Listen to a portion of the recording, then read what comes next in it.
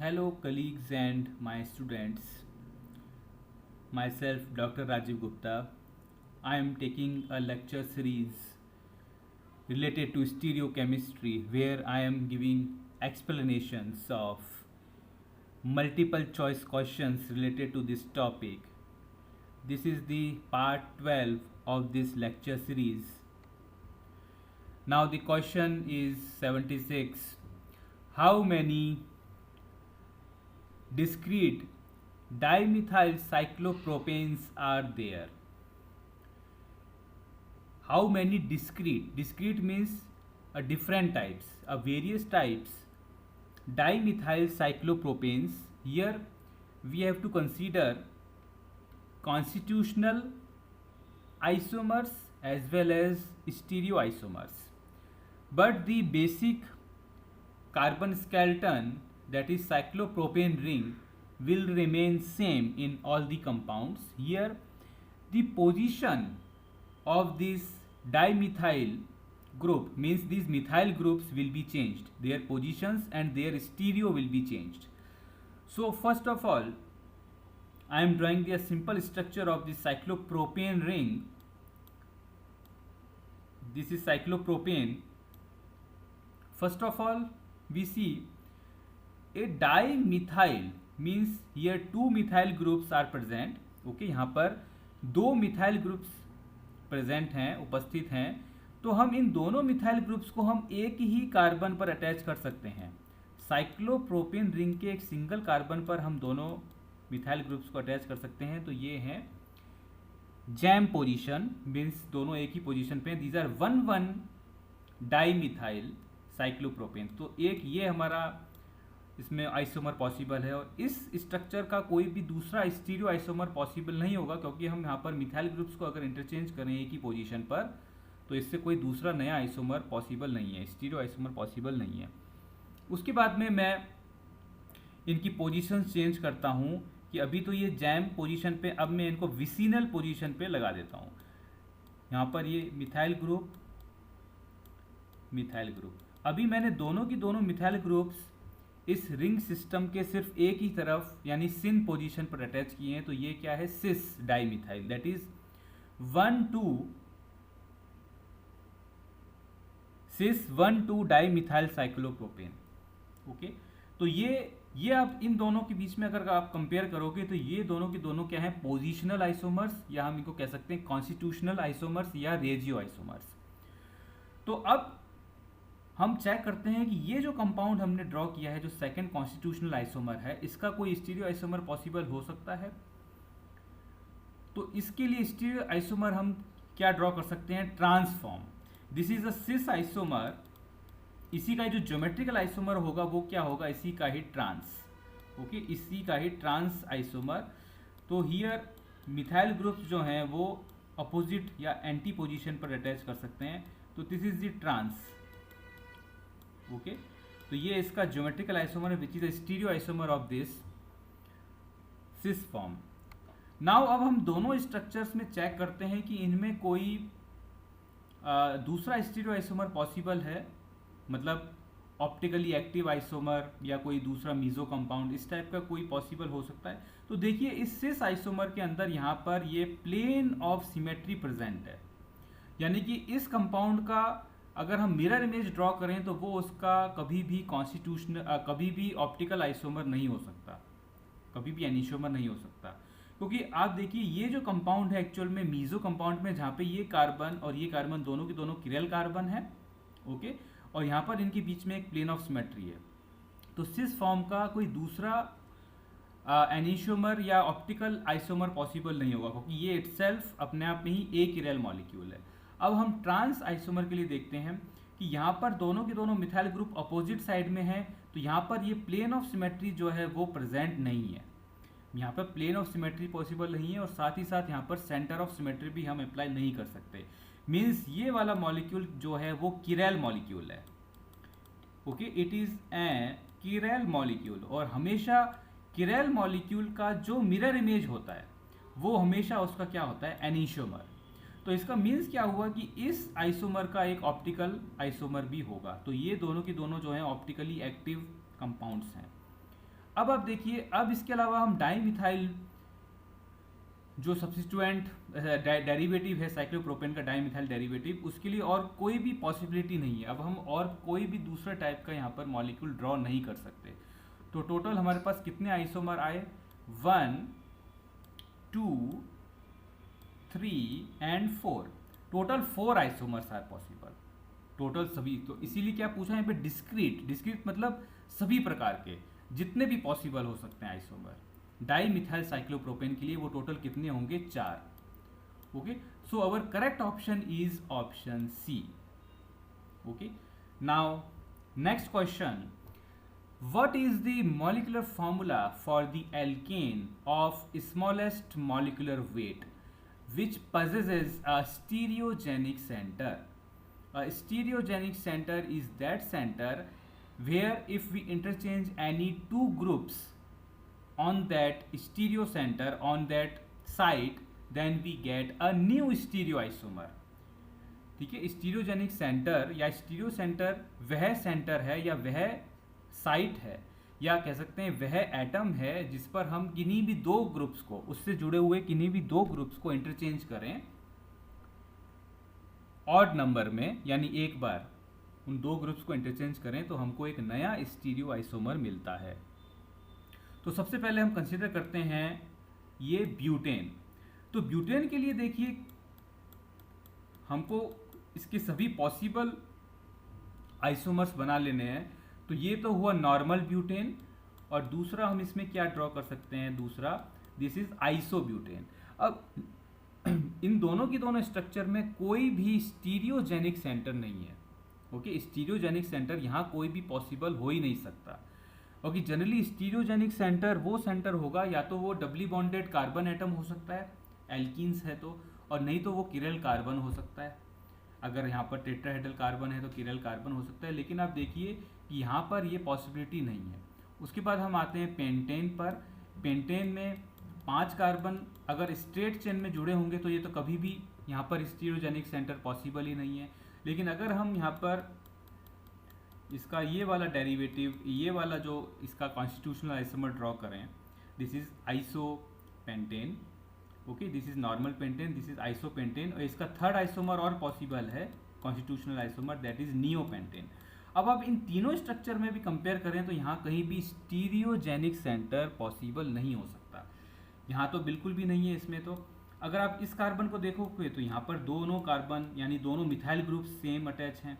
यहाँ इस कार्बन पे देखोगे तो चारों मिथाइल ग्रुप्स हैं, तो कोई भी कार्बन यहाँ पर किरल कार्बन पॉसिबल नहीं है। तो एक्चुअली इन सभी मॉलिक्यूल्स में हमको किरल कार्बन्स ही फाइंड आउट करना है, क्योंकि सभी के सभी एल्केन्स हैं। देखिए एल्केन्स का जनरल फॉर्मूला क्या होता है? CnH2n+2, this is the general formula of alkanes, और सभी के सभी एल्केन्स दिए गए हैं।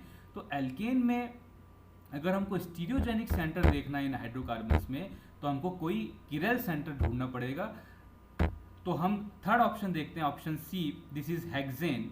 अब हेक्सेन में जो स्ट्रेट चेन, जो लीनियर स्ट्रेट चेन कार्बन होगा जिसमें सभी कार्बन एक ही उसमें है, तो वो कभी भी पॉसिबल नहीं है। दूसरा स्ट्रक्चर मैं ड्रॉ करता हूँ जिसमें जो मेन इसका कार्बन चेन है वो हम 5 कार्बन का बनाते हैं और सेकंड नंबर पोजीशन पे लगा देते हैं मिथाइल ग्रुप। अब देखिए यहाँ पर भी जो है वो दोनों की दोनों मिथाइल ग्रुप सेम हो गए, तो ये कार्बन किरल कार्बन नहीं हो सकता। अब इस मिथाइल ग्रुप को हम यहाँ पर भी जोड़ सकते हैं, तो उस केस में क्या होगा कि ये इथाइल और ये इथाइल ग्रुप ये दोनों सेम हो गए, तो ये कार्बन अब किरल कार्बन नहीं हो सकता। ओके, अब आप इसके आगे और भी अगर दूसरे कॉन्स्टिट्यूशनल आइसोमर्स ड्रॉ करोगे तो भी आपको किरल सेंटर आप प्राप्त नहीं कर सकते। Okay, we can not get a chiral centre till this hexane. Now हम स्ट्रक्चर ड्रॉ करते हैं C7H16, दैट इज हेप्टेन।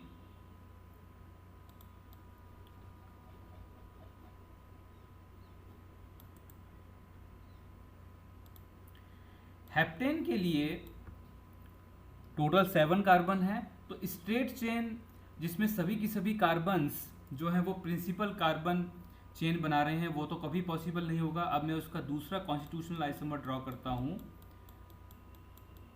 जिसमें 6 कार्बन जो है वो इस तरह से चेन में है और पोजीशन सेकंड पर हम लगा देते हैं मिथाइल ग्रुप। तो टोटल 1 2 3 4 5 6 टोटल 7 कार्बन्स हो गए, टोटल 7 कार्बन्स।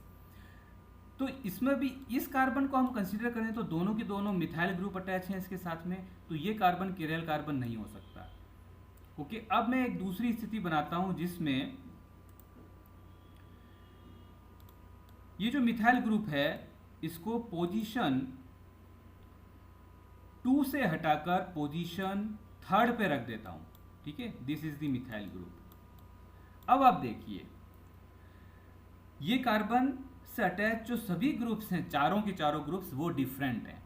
देखो इसके साथ में और 4th ग्रुप कौन सा अटैच है, हाइड्रोजन, वो तो हमको पता ही है। तो इसमें देखिए ये क्या है, ethyl group, this is methyl group, this is normal propyl group and propyl group, okay, and this is hydrogen atom. So all the 4 groups are different. So this carbon is actually chiral carbon. Means जहाँ पर भी chiral carbon का concept आ जाएगा, means अब इस molecule का जो है वो स्टीरियो क्या कह सकते हैं हम कि इसका एनिशोमर बनना पॉसिबल है इस मॉलिक्यूल के लिए। ओके, इस ये जो हमारा कॉन्स्टिट्यूशनल आइसोमर है इसका जो मिरर इमेज होगा वो इसका एनिशोमर होगा, क्योंकि ये एक्चुअल में किरल कंपाउंड्स हैं। तो अगर आप इस कंपाउंड में जो कि C7H16 का एक कॉन्स्टिट्यूशनल आइसोमर है, इस कंपाउंड में अगर आप किसी भी 2 ग्रुप्स को इंटरचेंज करोगे, साइड कौन सी है इंटरचेंज करने की, ये किरल कार्बन। इस किरल कार्बन पे कोई भी 2 ग्रुप्स को इंटरचेंज करोगे आपस में तो आपको एक नया स्टीरियो आइसोमर मिलेगा जो कि इसका मिरर इमेज होगा लेकिन नॉट सुपर इम्पोजेबल होगा, मतलब हमको एनिशोमर मिलेगा। तो मीन्स यहां पर smallest molecular weight possess stereogenic centre, यानी स्मॉलेस्ट मॉलिक्यूलर वेट से रिलेटेड जो एल्केन है जो कि स्टीरियोजेनिक सेंटर दिखा सकता है, वो कौन सा है, heptane. Okay, so our correct option is D. अब आप देखिए जो आगे की तरफ हम जा रहे हैं C8H18, तो C8H18 भी यहाँ पर स्टीरियोजेनिक सेंटर दिखाएगा, इसके अंदर भी स्टीरियोजेनिक सेंटर पॉसिबल होगा इसके कुछ कॉन्स्टिट्यूशनल आइसोमर्स में, लेकिन वो क्या हो गया, स्मॉलेस्ट मॉलिक्यूलर वेट वाला नहीं हुआ, क्योंकि हमको तो स्मॉलेस्ट मॉलिक्यूलर वेट एल्केन चाहिए। तो स्मॉलेस्ट मॉलिक्यूलर वेट एल्केन यहाँ पर कौन सा है, C7H16, जिसके अंदर स्टीरियोजेनिक सेंटर बनना पॉसिबल है। तो इससे जो लोअर वाले हैं उनमें किसी में स्टीरियोजेनिक सेंटर किसी भी सूरत में किसी भी स्ट्रक्चर में पॉसिबल नहीं होगा, और यहाँ पर जो सबसे कम मॉलिक्यूलर वेट है वो इसका है जिसमें स्टीरियोजेनिक सेंटर सबसे पहले जनरेट होगा। उसके बाद में जो आगे अगर हम बढ़ते जाएंगे तो उन सभी में स्टीरियोजेनिक सेंटर प्रेजेंट हैं, लेकिन वो सभी हाई मॉलिक्यूलर वेट में आ जाएंगे। Now next question, how many chiral stereoisomers can be drawn for CH3, CHF, CHF, CH, CH3 twice. So for this structure, how many chiral stereoisomers we can draw? First of all, we see this molecule is there any possibility that this molecule could become asymmetric? We can say symmetric, means we have to check the symmetric and asymmetric nature of this molecule. First of all, see in this structure agar we choose if this central portion, then this molecule is a type of asymmetric molecule, because here fluorine atom is present, here fluorine atom, but at these terminals methyl group is present, but here it is dimethyl. So actually this molecule will always be asymmetric, means its all stereoisomers will be asymmetric. Okay, because it is a asymmetric type structure, no symmetric structure is possible in this compound. So here all the stereoisomers will be chiral, because no plane of symmetry will be present in any isomer. So first of all we will see the number of chiral centers, because we know that if the molecule is completely asymmetric, means its all type of stereoisomers are asymmetric, then by counting the number of chiral centers in that molecule, we can apply the formula, as we know that 2 to power n, where the n is number of chiral center.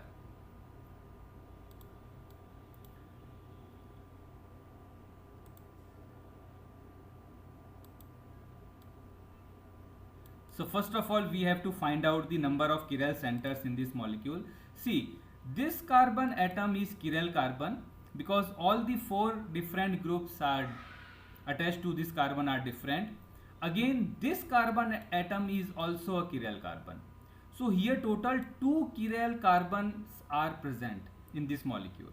So we can apply this formula 2 to power n, and here n is equals to 2. So obviously we get our answer as 4.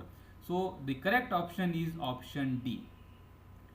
We can also draw the Fisher projections of this structure. See how we can draw this methyl group. I am starting from this side.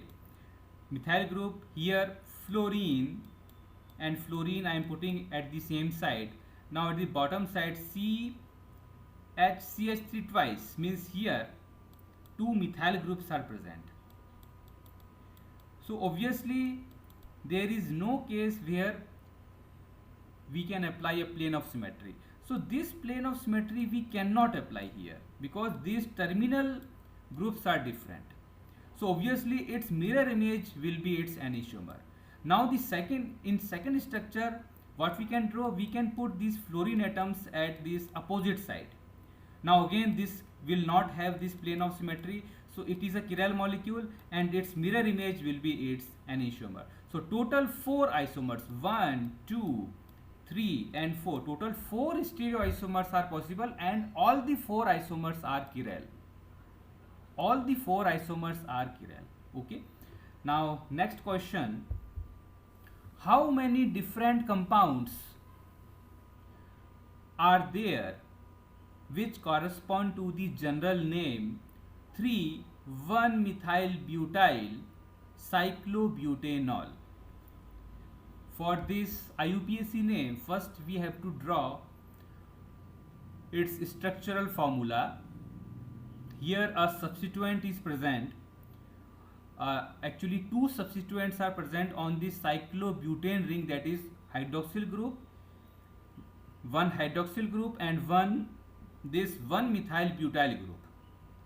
So first of all I am drawing the structural formula of this molecule. See, at position number 3 the 1-methyl-butyl group is present. So first of all I am drawing the structure of this 1-methyl-butyl group. So suppose this is position number 3.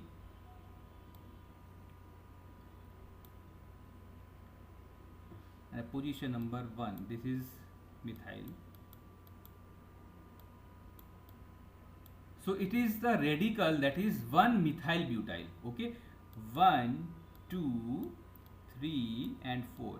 Actually this is a butyl group. Okay, this is a butyl group, and at position number 1 this methyl is present. So overall it is said 1-methyl-butyl, and this 1-methyl-butyl group is present at position number 3. So this is the position number 3 at this cyclobutane ring. So at position number 1 obviously this OH group is present. So this is the structure formula of 3,1-methyl-butyl cyclobutanol. Now what we have to find out in this question, how many different compounds are there which correspond to this general name this. So total, we have to find out total compounds for this IUPAC name, means we have to find out total stereoisomers, total number of stereoisomers in this compound.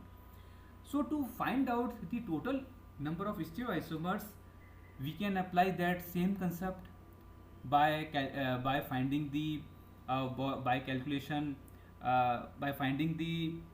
total number of chiral centers in this molecule. Okay, total number of chiral centers in this molecule.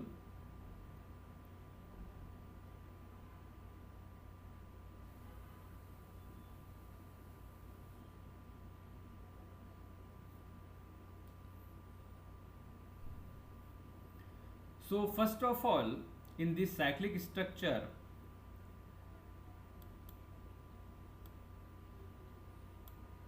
we can draw their cis and trans isomers. Okay, we can draw their cis and trans isomers.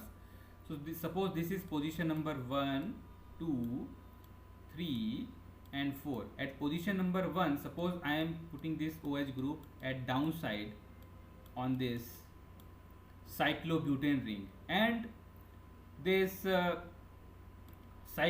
this butyl group at the lower side of this group. Okay, now upper side we can see this hydrogen atom. So this is the cis isomer. Cis isomer because these both hydrogen atoms are present at syn manner, are present in syn manner or same side. So this is the cis isomer. Now in this cis isomer, we can observe that this plane of symmetry we cannot apply here. Okay, no plane of symmetry we can apply in this molecule. So it is a chiral molecule.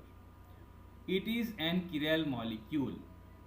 Okay, so due to this, its mirror image will be its anishomer. Okay, its mirror image will be its anishomer. So here we are getting two compounds in this for this cis form.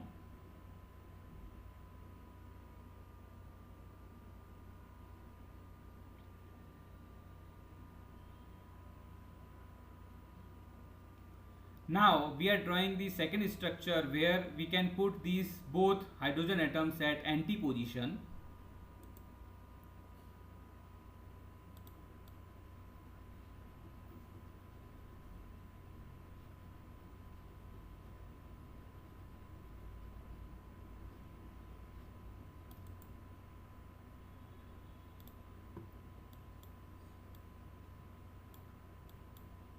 OH, H.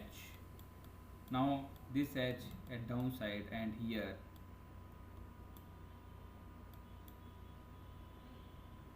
methyl group. Now these both hydrogen atoms are at anti, so this is the trans isomer of this molecule. Here again we can observe that no plane of symmetry is possible, so its mirror image will be anishomer of this molecule. So again we can say that here two isomers are possible, two stereoisomers are possible for this trans form. So for cis we get 2, for trans we get 2. Okay, it means the total possible stereoisomers are 4, 2 plus 2, that are 4. So our correct answer is option B. So total 4 different compounds could be formed, and all the 4 compounds are chiral. Okay, all the 4 compounds are chiral and optically active. Now next question, how many stereogenic centers are there in lovastatin? Lovastatin, a specific molecule, a cholesterol lowering drug, that is a drug molecule, a cholesterol lowering drug molecule which reduces the cholesterol in our body. So this drug is used. So this is the structure of this lovastatin. So what we are to do here, we are to find out number of stereogenic centers. Stereogenic centers, as I said earlier, what are stereogenic centers? Where if we interchange any two groups attached to the center, attached to that center, will produce a new stereoisomer. So as we observe this molecule, there are many chiral centers or chirogenic centers are present. Okay, so I am starting from this side. See this carbon here. See how we check chiral center or chiral carbon. A chiral carbon is that carbon where all the 4 groups which are attached to this carbon are different, means its tetrahedral environment is entirely different. So here a hydroxyl group, one hydrogen atom this CH2CO group, okay, CH2CO group, and here we see CH2 and this group. So these all four groups are different. So we can say this tetrahedral environment is a chiral. So this carbon actually chiral carbon here. Okay, so I am counting just this. We get this one carbon, that is a chiral carbon here. Now first I erase this. Now what we get, now see this carbon could not be chiral because two hydrogen atoms are present here, also two hydrogens are present. This sp2 carbon could not be chiral or could not show other type of geometrical isomerism. Now this oxygen could not show. Now this carbon, consider this carbon which is a tetrahedral carbon, its environment is different. See, one hydrogen atom is also present over here. This carbon is directly attached to oxygen, hydrogen, this CH2 group, and this CH2 this group. So all the four groups are different. Now this carbon is chiral carbon.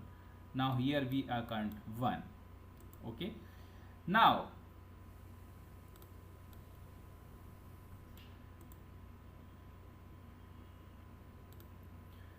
ठीक है, हमें एक तो ये carbon chiral carbon मिला, दूसरा ये carbon chiral carbon मिला। उसके बाद में आप ये देखिए तो ये किरल कार्बन नहीं हो सकता क्योंकि CH2 ग्रुप है, ये भी CH2 मिथिलीन, ये भी नहीं हो सकता। और इसके बाद आप यहाँ पर आइए इस कार्बन पे, तो ये कार्बन यहाँ पर किरल कार्बन है क्योंकि ये एक हाइड्रोजन के साथ एक मिथिलीन ग्रुप, ओके, एक ये carbon single carbon that CH group, और यहाँ पर ये वाला ग्रुप।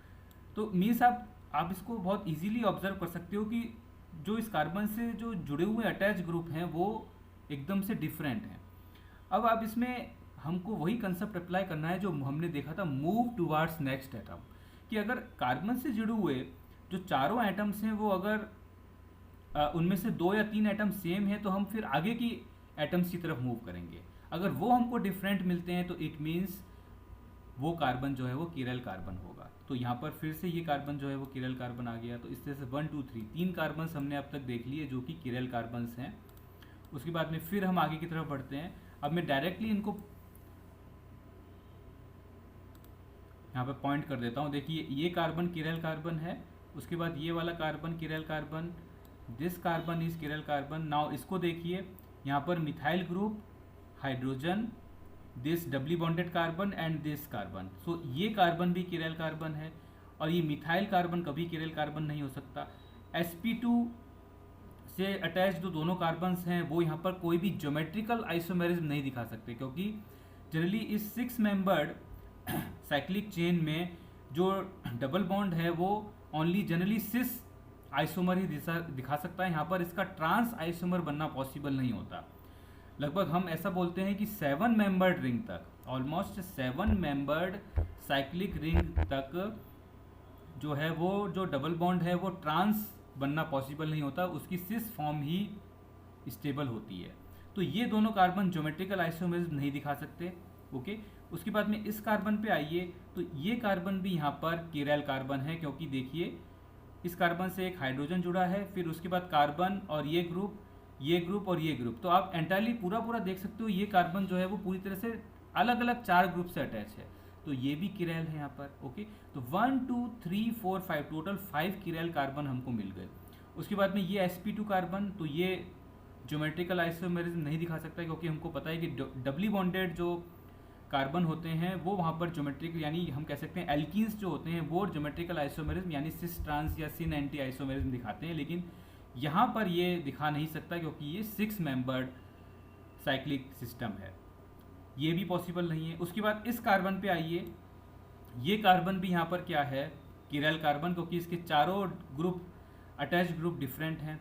उसके बाद में ये कार्बन पे आइए, ये भी टेट्राहेड्रल कार्बन है, sp3 हाइब्रिड कार्बन, इसके भी ये सभी ग्रुप डिफरेंट हैं। ओके, उसके बाद ऑक्सीजन एटम कभी दिखा नहीं सकता। ये कार्बन देखिए, this is CH2 group methylene group, तो ये नहीं दिखा सकता। उसके बाद में इस कार्बन पे आते हैं। इस कार्बन पे देखिए कितने ग्रुप अटैच हैं, एक तो मिथाइल ग्रुप, दूसरा इथाइल ग्रुप, तीसरा ये CH2O ग्रुप और फोर्थ यहाँ पर हाइड्रोजन। तो ये जो कार्बन है वो भी किरल कार्बन है। ओके, उसके बाद में आप और दूसरे जो भी कार्बन एटम्स यहाँ पर चेक करेंगे वो कोई भी किरल कार्बन नहीं है। तो इसमें कोई भी कार्बन क्या कह सकते हैं, कोई भी डबल बॉन्ड ज्योमेट्रिकल आइसोमर्स नहीं दिखा रहा है। ओके, लेकिन यहाँ पर टोटल 8 कार्बन है। देखिए 1 2 3 4 5 6 7 और 8, टोटल 8 कार्बन एटम्स ऐसे हैं जो कि स्टीरियोजेनिक सेंटर हैं, और स्टीरियोजेनिक सेंटर में भी स्पेसिफिकली वो किरल सेंटर है या कायरोजेनिक सेंटर है। तो टोटल हमको कितने मिले, 1 2 3 4 5 6 7 8, तो टोटल 8 स्टीरियोजेनिक सेंटर इस मॉलिक्यूल में प्रेजेंट हैं लेवोस्टेटिन में। तो टोटल हमारा जो आंसर होगा वो कितना आएगा, 8 आएगा। Means our correct option is option E. Okay, thank you for listening this lecture series.